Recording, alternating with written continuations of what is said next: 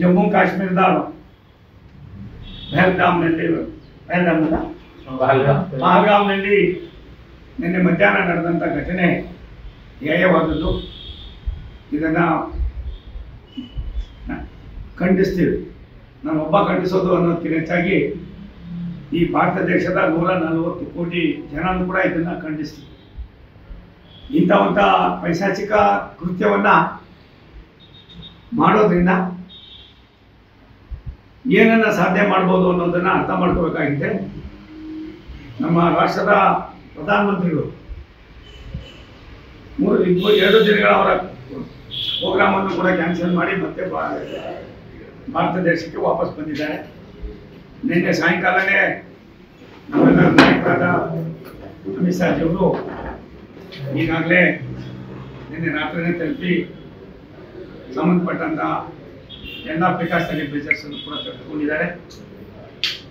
ನೋವಿನ ಸಂಗತಿ 370 ವಿಧಿ ರದ್ದಾದ ಮೇಲೆ ದೇಶಕ್ಕೆ ಒಂದು ಹೊಸ ಸಂದೇಶವನ್ನು ಕೊಡೋದು ಮುಖ್ಯನ. ಜಮ್ಮು ಕಾಶ್ಮೀರದ ಜನರು ಕೂಡ ಮುಖ್ಯವಾಹಿನಿಗೆ ತರ್ತಕ್ಕಂಥದಕ್ಕೆ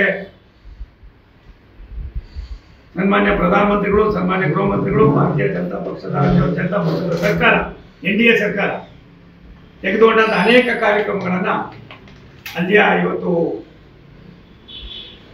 ಸರ್ಕಾರವು ಕೂಡ ಅದನ್ನು ಪ್ರಶಂಸೆ ಮಾಡಿರ್ತಕ್ಕಂಥ ಉದಾಹರಣೆಗಳು ನಮ್ಮ ಮುಂದೆ ಇದೆ. ಇಂಥ ಸಂದರ್ಭದಲ್ಲಿ ಇಂಥ ಕೃತ್ಯವನ್ನು ಮಾಡಿರ್ತಕ್ಕಂಥ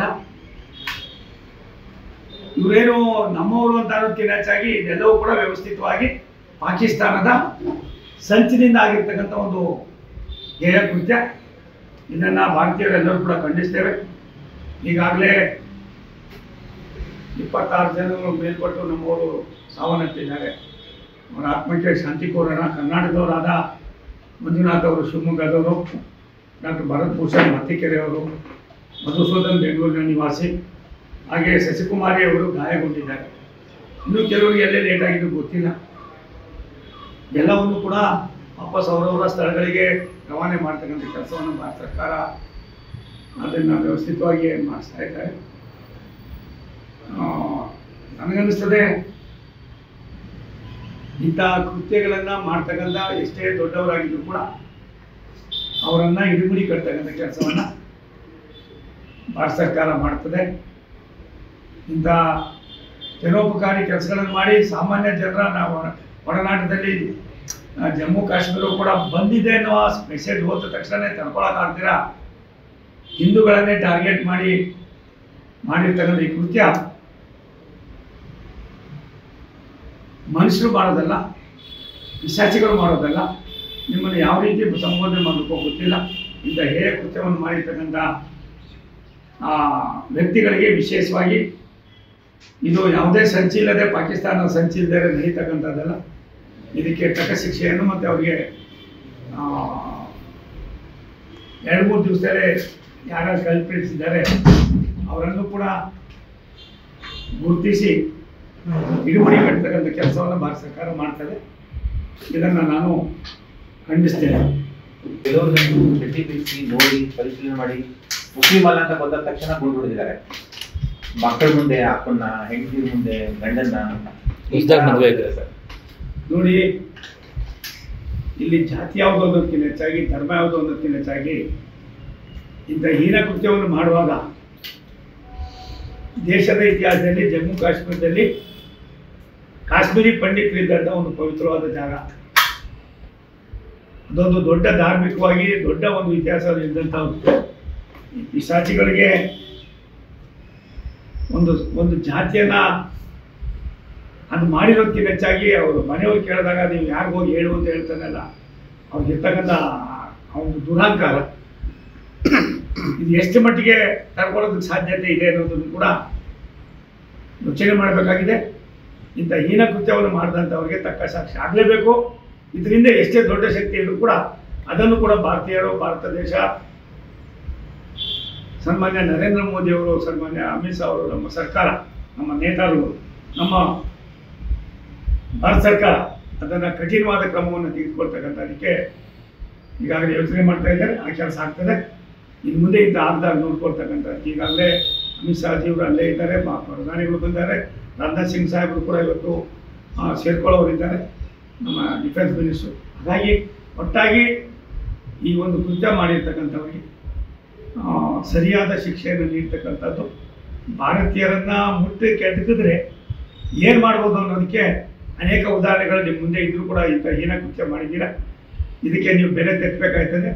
ಆ ಬೆಲೆ ತೆತ್ತೋ ಕಾಲ ತಕ್ಷಣದಲ್ಲೇ ಬರ್ತದೆ. ಇದನ್ನು ಮಾಡಿ ಇನ್ನು ಮುಂದೆ ಆ ಥರ ಆಗದಾಗ ನೋಡ್ಕೊಳ್ತಕ್ಕಂಥದ್ದು ಕೂಡ ಸರ್ಕಾರ ಎಲ್ಲ ಥರದ ಚಿಂತನೆಯನ್ನು ಮಾಡಿದೆ. ಇದೊಂದು ವ್ಯವಸ್ಥಿತವಾದ ಸಂಚು. ಭದ್ರತಾ ವೈಫಲ್ಯ ಆಗಿದ್ದರೆ ಅದ್ಯಾರೋ ಒಂದು ಲಕ್ಷಾಂತರ ಜನ ಹೋಗಿದ್ದಾರೆ. ಉದಾಹರಣೆಗೆ ನನ್ನ ಕುಟುಂಬನೇ 2ನೇ ತಾರೀಕಿಂದ 7ನೇ ತಾರೀಕುವರೆಗೂ ಕೂಡ ಆ ಏಣಿವತಿ ಪಹಲ್ಗಾಮ್ ಇದೆ, ಗುಲ್ಮಾರ್ಗ್ ಇದೆ, ಎಲ್ಲ ಕಡೆಯಲ್ಲೂ ಕೂಡ ಹೋಗಿ ಬಂದಿದ್ದಾರೆ. ನನ್ನ ಮಗಳು, ನನ್ನ ಮಕ್ಕಳು, ನನ್ನ ಅಳಿಯ ಎಲ್ಲ ಹೋಗಿ ಬಂದಿದ್ದಾರೆ. ನನಗೆ ಹೇಳಿರಲಿಲ್ಲ.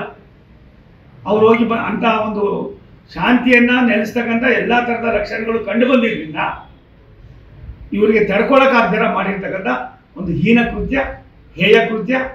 ಈ ಕೃತ್ಯಕ್ಕೆ ಸರಿಯಾದ ಪಾಠವನ್ನು ಕಲಿಸ್ತಕ್ಕಂಥ ಕೆಲಸವನ್ನು ಮಾಡ್ತೀವಿ. ಇದರಲ್ಲಿ ಭದ್ರತಾ ವೈಫಲ್ಯ ಅಂತ ಹೇಳ್ಕೊಂಡು ಎಲ್ಲೋ ಒಂದು ಕಡೆ ಕಾಂಗ್ರೆಸ್ನವರು ಇಂಥ ವಿಚಾರಗಳನ್ನು ಕೂಡ ಹಗುರವಾಗಿ ಮಾತನಾಡೋದನ್ನು ನಿಲ್ಲಿಸ್ರಿ. ಇದರಿಂದ ಏನಿದೆ ಅನ್ನೋದು ನಿಮ್ಗೆ ಗೊತ್ತಿದೆ. ಈ ದೇಶದಲ್ಲಿ ನೀವಿದ್ದಾಗ ಏನೇನು ಅನ್ಯಾಯ ಮಾಡಿದ್ರಿ ಅನ್ನೋದು ಕೂಡ ಗೊತ್ತಿದೆ. 370 ವಿಧಿಯನ್ನು ಆದಮೇಲೆ ಎಷ್ಟು ಚೆನ್ನಾಗಿ ದೇಶಕ್ಕೆ ಅಭಿವೃದ್ಧಿ ಆಗ್ತಾಯಿತ್ತು ಅನ್ನೋದು ಕೂಡ ನಿಮ್ಗೆ ಮನವರಿಕೆ ಆಗಿದೆ. ಇದಕ್ಕೆ ದಯವಿಟ್ಟು ಸರ್ಕಾರ ಜೊತೆಯಲ್ಲಿ ಭಾರತೀಯ ಜನತಾ ಪಾರ್ಟಿ ಇರ್ಬೋದು, NDA ಇರ್ಬೋದು, ಇನ್ನಿತರ ಯಾವುದೇ ಬರ್ಬೋದು, ಸನ್ಮಾನ್ಯ ಪ್ರಧಾನಿಗಳ, ಸನ್ಮಾನ್ಯ ಗೃಹ ಮಂತ್ರಿಗಳ, ಸನ್ಮಾನ್ಯ ರಕ್ಷಣಾ ಮಂತ್ರಿಗಳು ಏನು ತೀರ್ಮಾನ ಮಾಡ್ತಾ ಇದ್ದಾರೆ ಇದ್ರ ಜೊತೆ ಕೈ ಜೋಡಿಸಿ ಇಂಥ ಹೀನ ಕೃತ್ಯಗಳು ಮುಂದೆ ನಡೆದಂಗೆ ನೋಡ್ಕೊಳ್ತಕ್ಕಂಥದ್ದು ಭಾರತೀಯರಾಗಿರ್ತಕ್ಕಂಥ ನಮ್ಮೆಲ್ಲರ ಕರ್ತವ್ಯ ಇದೆ. ಈ ಕೆಲಸವನ್ನು ಮಾಡೋದು ಬಿಟ್ಟು ಮೊಸರಲ್ಲಿ ಕಲ್ಲನ್ನು ಹುಡ್ತಕ್ಕಂಥ ಕೆಲಸಕ್ಕೆ ಕೈ ಹಾಕಬೇಡಿ. ಇದೊಂದು ಜೀವನದಲ್ಲಿ ಏನೂ ತಪ್ಪು ಮಾಡದೇ ಇರತಕ್ಕಂಥ ನಾಗರಿಕರನ್ನು ನಿಲ್ಲಿಸಿ ನೀನು ಹಿಂದೂನ ಅಂತ ಹೇಳಿ ಹೊಡಿತಕ್ಕಂಥ ಒಂದು ಕೀಳುಮಟ್ಟ ಇದೆಯಲ್ಲ, ಈ ಕೀಳುಮಟ್ಟವನ್ನು ನಾವು ಖಂಡಿಸಿ ಇಂಥ ವ್ಯವಸ್ಥೆಗಳನ್ನು ಇನ್ನು ಮುಂದೆ ಆಗದಂಗೆ ನೋಡ್ಕೊಳ್ಳೋದು ನಮ್ಮೆಲ್ಲರ ಕರ್ತವ್ಯ ಇದೆ. ಇದಕ್ಕೆ ನೀವು ಸಣ್ಣ ಪುಟ್ಟದನ್ನು ಮತ್ತು ದೇಶಕ್ಕೋಸ್ಕರ, ದೇಶದ ಒಂದು ಶಾಂತಿ ನೆಮ್ಮದಿಗೋಸ್ಕರ ನೀವು ದಯವಿಟ್ಟು ಇಂಥ ಸಂದರ್ಭದಲ್ಲಿ ಕೈ ಜೋಡಿಸ್ಬೇಕು ಅಂತ ನಾನು ವಿರೋಧ ಪಕ್ಷದವರಿಗೆ ವಿನಮ್ರವಾಗಿ ವಿನಂತಿ ಮಾಡ್ತೀನಿ. ನ್ಯೂಸ್ ಫಸ್ಟ್, ನಿರ್ಭೀತಿಯಿಂದ ನಿಮ್ಮ ಪರವಾಗಿ.